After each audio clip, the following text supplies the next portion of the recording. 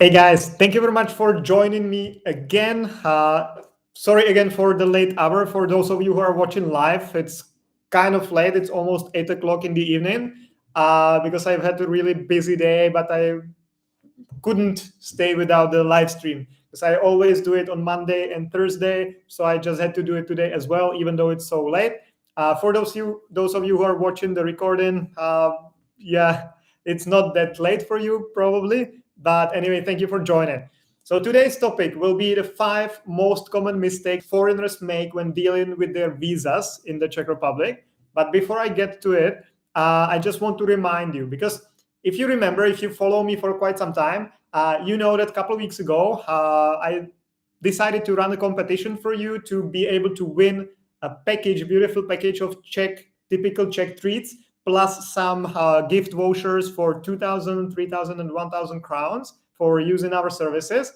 And even though plenty of you answered to those 5 questions you need to answer to, only like 1 or 2 people has already won the prizes because the most of you didn't get the answers correctly.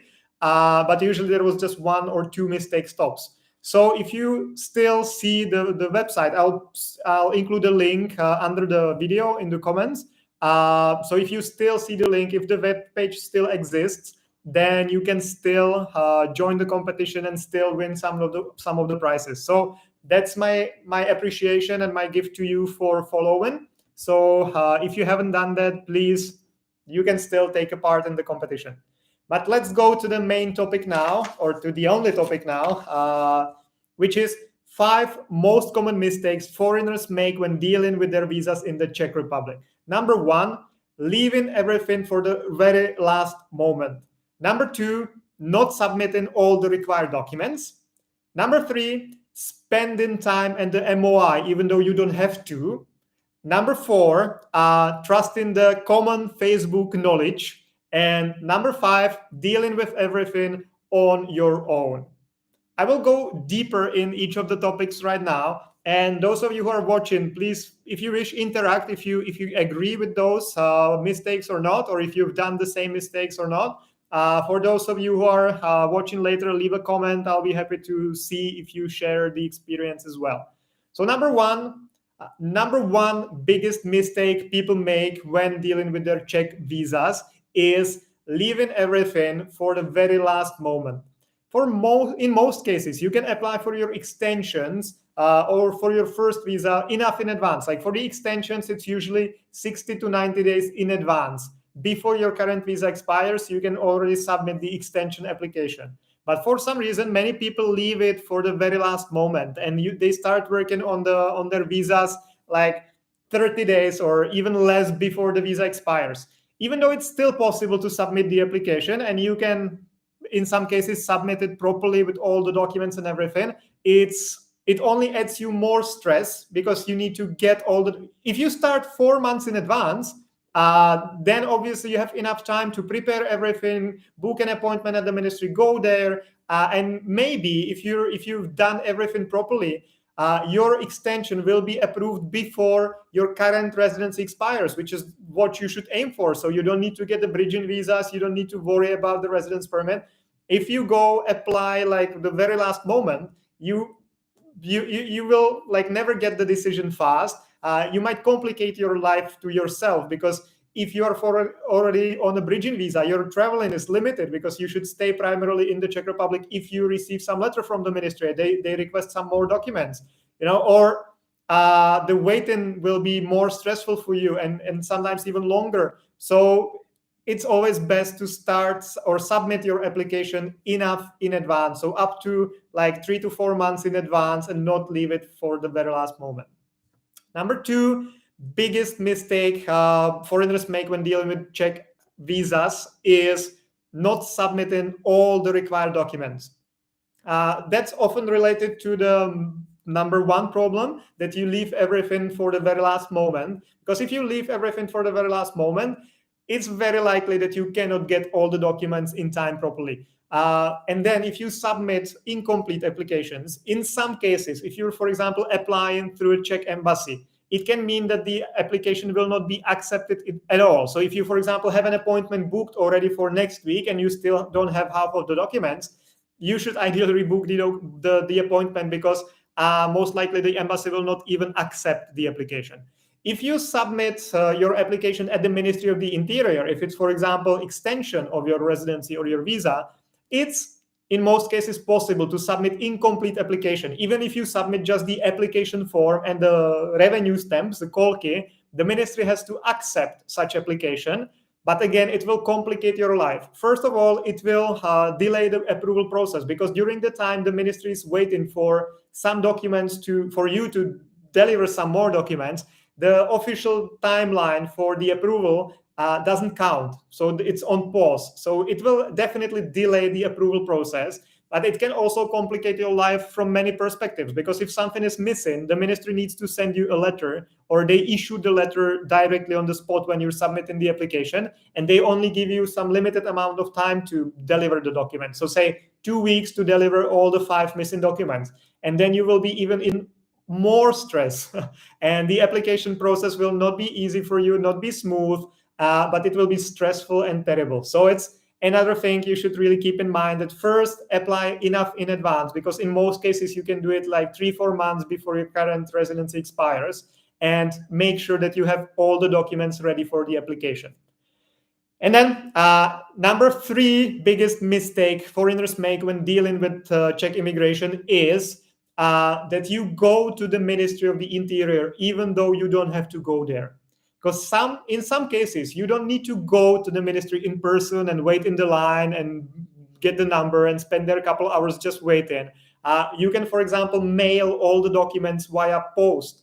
So, for example, all extensions, if you're just extending your residence permit, your employee card or student's residence, you don't need to go to the ministry in person to submit the application. You can just take all the documents and mail them to the ministry via post. And then you will save plenty of time waiting and just sitting at the ministry waiting for your number to get called in, plus the traveling time too, because as you know, all the ministries are like far away, at least in Prague, they're all like outside of Prague almost.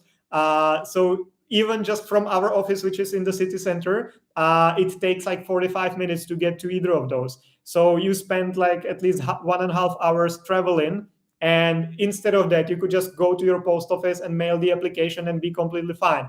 So that's also very important, that you should know when you need to go, when your physical presence at the ministry is really needed and required, and when it's not, and you can just mail all the documents to the ministry via mail and save yourself a time. Number 4 biggest mistake foreigners make when dealing with Czech immigration is trusting to the like Facebook gurus or Facebook like advisors, or I don't know how to Facebook advice, maybe I would say it like this. Because if you go to all the different groups on Facebook and ask a question, you will get like 20 different opinions, and everyone claiming that his opinion is the correct one. And it might, but you don't know that. You cannot know that, because all the people there, I appreciate it, they're trying to help.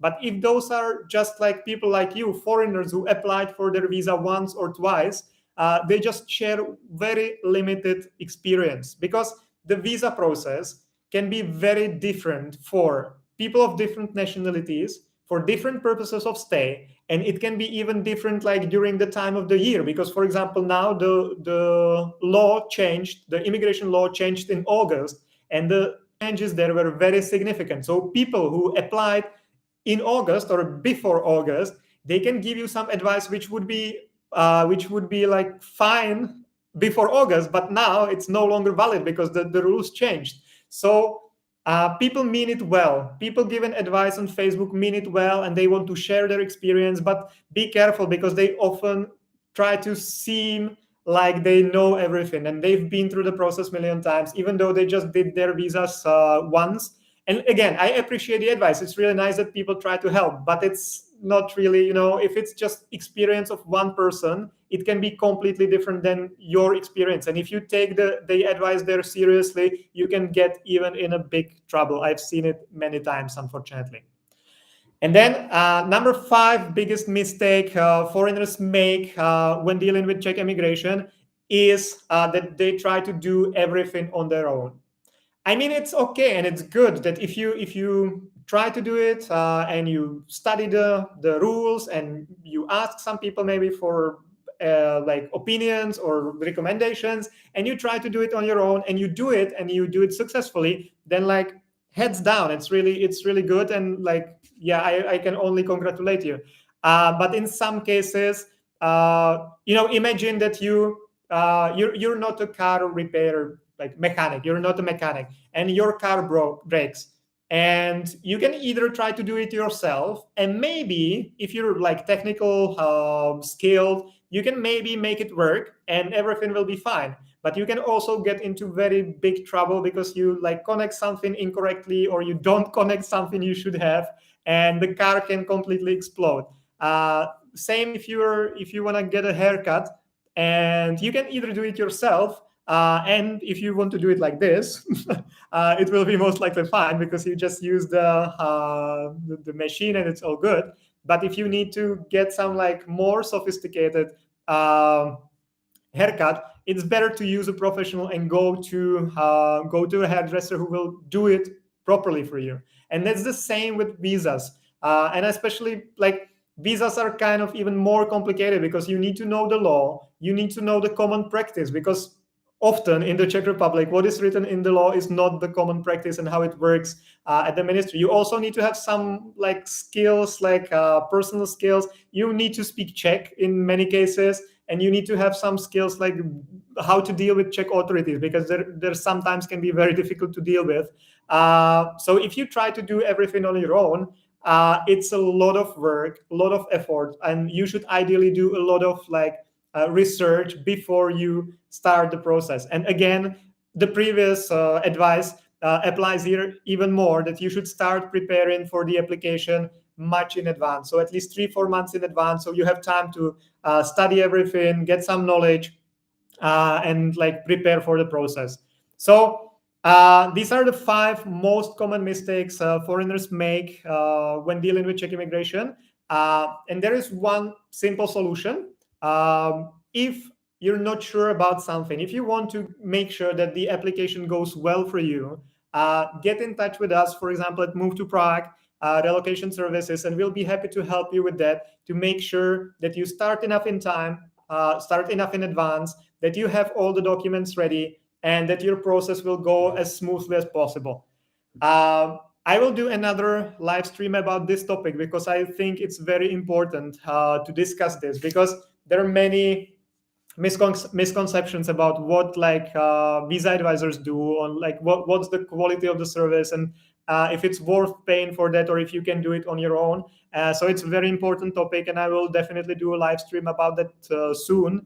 But just to give you an idea, if you hire us, because for example at Move to Prague we can provide 2 types of assistance. Let's say if you know that you're good with documents and you've been through the process maybe before, and you know what to expect, and you've collected most of the documents, we can provide just a consultation, that you come to our office, explain your situation, we'll check your documents, and we'll tell you, hey, this is perfect application, don't you want to work for us because it's like perfectly prepared? Or we'll tell you, okay, this document looks fine, but we would recommend changing this or extending the period, or we will make sure that before you go to the ministry that you have everything prepared properly. Or then the other way we can do it, or other way we can help, and which we actually do most of the times, is that we can take care of the whole process, which means that in the beginning we meet with you for a free consultation.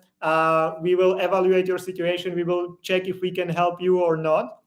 So because it makes no sense for us to accept your cases if we know that we cannot help you. So in that case, we would maybe recommend someone else or give you the best advice we can, and then just we would split ways. But in most cases, we can help because we have quite a long experience already. So in most cases, we can find some solution and we can help you. And then we'll make sure that you know what you're like doing, what you should expect from the process, how long it will take, what documents you need. We'll make sure that when you're getting the documents or when we're getting the documents on your behalf, that everything is properly prepared, that it's in the form the ministry likes it and wants it, that it's not expired, and that it will not make any complications later in the process.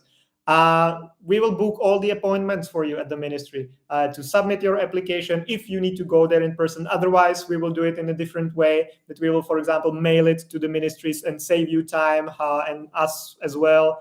We'll book appointments for you for your biometrics, for the pickup. In some cases, we also accompany you to the ministry to make sure that nothing is lost in the translation and that you have the support you might sometimes need there. Because sometimes now the ministry introduced like intercultural workers, which are there in some of the counters, and they should speak English with you, and they should be polite and nice. And if you get to such person, then like you're great, because they really try to help. On the other hand, still most of the counters are occupied by not intercultural workers, which means that they will not be that nice, and they might not speak with you in English, and they will not try to make the process easy for you, more like the opposite. So we are there to make sure that everything goes well and that you have someone to help you with whatever appears there. So hopefully this was useful. Let me see the comments you've had here. If you guys have any questions about this, or if you want to share your experience, your knowledge or something, please feel free to do so. I'll be online for a couple more minutes and I will go through the comments here. Atienza Wang, so true. Thank you. Yeah. But I believe this is very important, and I believe that this that you guys will share it so people, your friends and your colleagues, will understand and maybe will do something differently. Because really, now we have clients, an Indian family who contacted us 4 months before their visa expires or their residence permit expires. We've took a month, and now we basically have all the documents. It's 3 months before the expiration date, and we have everything ready, and we'll be submitting it to the ministry tomorrow. And then they have 3 months to get their applications approved. And because we had enough time and no stress, we have all the documentation needed. So there should be no delay. There should be no problems, no letters from the ministry asking for additional documents. So very likely these clients will have their new cards approved even before their old cards expire. Of course, it's not always like that. We all know how the ministry works. But in most cases, or like most likely, it will happen. So before their current cards expire, they will have the new ones approved, and there will be no like stress, no delays, or no like bridging visas and stress if their documents will expire or not. And it really helps a lot. If you leave everything for the very last moment, you add yourself some extra stress, which is very unnecessary. So I'm happy if this helps and if you find it useful. So Trinity, I had a dream that you were working on my documents. Neighbor, not me, but I prayed it come true. Okay, that's a very interesting dream. Yeah, obviously, yeah, for some countries it's more complicated to get documents or get visas approved and get things done. But if you're already in the Czech Republic and we're just talking about the extension, then all these rules apply like 100%. If you're not here yet, there are some more rules that might apply, because getting the first visa is usually the most complicated. Then the extensions still might be complicated, but you're already here and you have some additional rights, like the ministry cannot just deny the application because they don't like your hair, but they need to have some like real reasons, and it's usually more complicated for them to deny the applications than if you're applying for the first one. So the first applications are even more complicated, but these rules apply there as well. For example, number one, start collecting the documents enough in advance. We received plenty of requests from students who are supposed to start their studies in September, and they contact us in August that they would like to apply for the visa, which is still possible, and we are always happy to help. That's great, and we're thankful for that. But it's very stressful, because if you know that your school starts in 1 month and you haven't even like started doing anything, you might even not get a visa appointment at your embassy, at the Czech embassy in the country of your origin or somewhere else, before your school starts. And then you're in a stress because you don't know if the ministry will approve the visa, because your school already started and you're like already 2 months in the school year. So, like starting preparing documents enough in advance applies everywhere. then having the documents properly prepared is even more important for people applying for their first visas, because the embassy has mentioned if you don't have all the documents, the embassy doesn't have to accept the application. The ministry, if you're already in the Czech Republic and you're applying for your extensions, the ministry has to accept your application, even if it's just the revenue stamps and then the application form. They have to accept it. So it's kind of safer for you to do it here. But if you're applying for your first visa, you don't have all the documents ready, the embassy cannot even accept the documents. Trinity, very impressive. Thank you very much. Then Swarupa, nice to hear from you. Nice to see that you're watching. Thank you, because Swarupa is actually one of the winners of the contest. I'll be sharing the link in the comments. It's still on. You just need to reply 5 simple immigration related questions, and you can win special prizes like discount vouchers and beautiful packages full of Czech treats. So make sure you join. And let's see what Swarupas writes. Had a pleasure of meeting you in person. Thank you for being so open, approachable, and helpful with every little details. My pleasure. It was lovely meeting you today as well. We'll share the photo of you shaking hands and receiving the discount voucher soon. So stay tuned. Trinity, we don't have embassy here in Uganda, just consultant, but when you contact them, no answer. Yeah, unfortunately, that happens a lot, and that happens even. I will talk about this in some of the other live streams, because it's a very important topic. Because I just since you mentioned that, there are also advisors in the Czech Republic who usually do everything for very low prices. You contact them, they tell you, okay, we'll do this for this amount, which is like 20% of what normal companies charge. Many people go for that because the price is important. I understand that. But then exactly this happened, that the person starts replying, stops replying, or there are huge delays, or there are other problems. Because if you're just on your own, you cannot provide really high quality service. Because if you get COVID and you need to be for 3 weeks in quarantine, then what happens to your clients, if you're alone? So that's unfortunately this happens in the Czech Republic as well, because there are some advisors which are not really advisable to get. But I'll do another live stream about that, because it's a very important topic and I want to do it. Okay, guys, it's been again 20 or 25 minutes, so I'll be finishing shortly. If you have any questions, please ask, either if it's connected to the mistakes, 5 most common mistakes foreigners make in the Czech Republic, which I was talking about, or if you have any other questions, please feel free to ask. I'll be happy to answer. Otherwise, for those of you who follow me, you know that I always do this kind of strange dance, very awkward and very weird, for the last minute, just waiting for your questions. So if you have any questions, or if you just want to stop my dancing, then just ask them.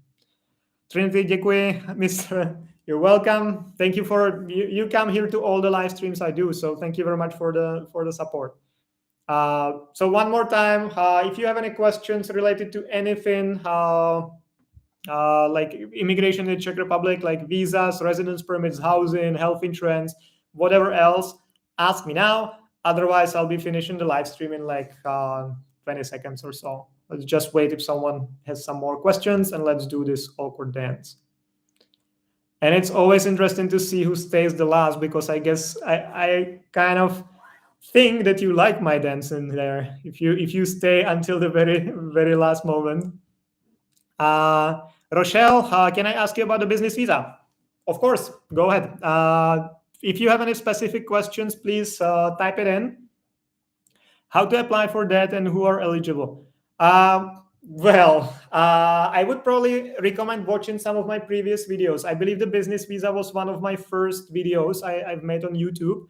So if you subscribe to my YouTube channel, you can find me there under my name, Jan Kalina, author, immigration expert, and speaker, public speaker, because I do public speaking as well. So there is a full video about the business visa. But in general, just because you ask and we're here already, the business visa is meant for people who want to run business in the Czech Republic, meaning like physically here. So that the business visa is not really meant for digital nomads, for example. If you have your own online business and you can do it from any place in the world, it doesn't really apply for the business visa doesn't apply there. You somehow always need to link your business to the Czech Republic. So you can really either be like a real business owner, owning a company. For example, the family I was talking about, they own a pharmaceutical company in the Czech Republic, and the main applicant applies as a director of the company, or basically director of the company. So that's one way. Like they have a physical office here and like physical preparation of medical substances, all this. So that's one option. Or we often help, for example, English teachers who will be teaching English in Czech schools or in like private students. So you always need to somehow relate your business to the Czech Republic, and that you physically need to be here to run the business to have chances to get the visa approved. So we cannot apply business visa and then change it to employee card visa. You can do that, but the most important step is to get the business visa.